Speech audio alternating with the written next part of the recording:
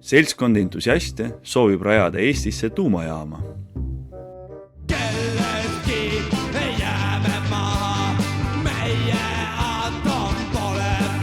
Nad kõik lootsid lubatud tuumajaama ehitusest pisut raha teenida.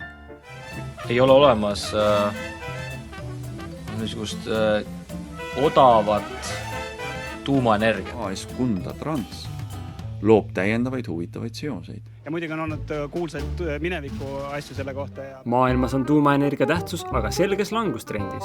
Fermi energia väärtus oli asutajate hinnangul 3 kuuga kerkinud 20 000 euro pealt ümmarguselt 3 miljoni euroni ehk 155 korda.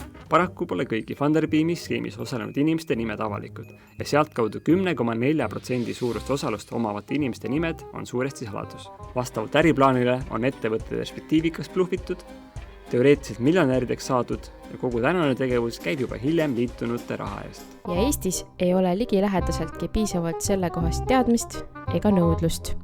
Järsku kliimamurest rääkima hakanud Kalle Mets on aga puhas oportunist, kes varem avalikult nimetanud kliimamuutustega võitlejaid kliimahüsteerikuteks. Et need sulasooreaktorid paraku tuleb tunnistada, et nende, kuidas öelda, on keerulised. Ole juhus, et üks esimesi Fermi Energia palgalisi töötajaid oli mitte insener, vaid suhtekorraldaja. Eesti tuumajaama õhuloss.